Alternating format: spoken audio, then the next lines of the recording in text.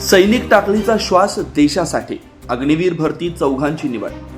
आज 13 जानेवारी हा दिवस सैनिक टाकळीकरांसाठी अभिमानाचा आणि आनंदाचा ठरलाय। दीर्घकाळापासून देशसेवेची परंपरा जपणाऱ्या सैनिक टाकळी गावानं पुन्हा एकदा आपली ओळख अधोरेखित केली।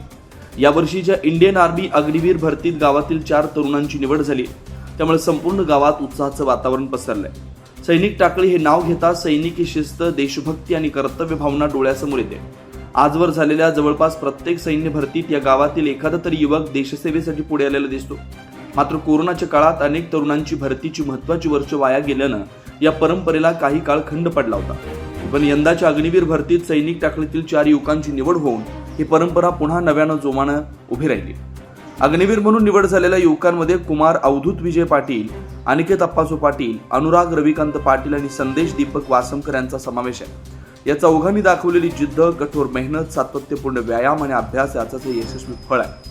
त्यांच्या यशातून सैनिक टाकळीमध्ये देशासाठी जगण्याची व लढण्याची भावना किती खोलवर रुजलेली आहे हे पुन्हा एकदा स्पष्ट झालंय। या यशामुळे गावातील तरुणांमध्येही सैन्यात भरती होण्याची आणि सीमेवर देशरक्षण करण्याची प्रेरणा निर्माण झाली।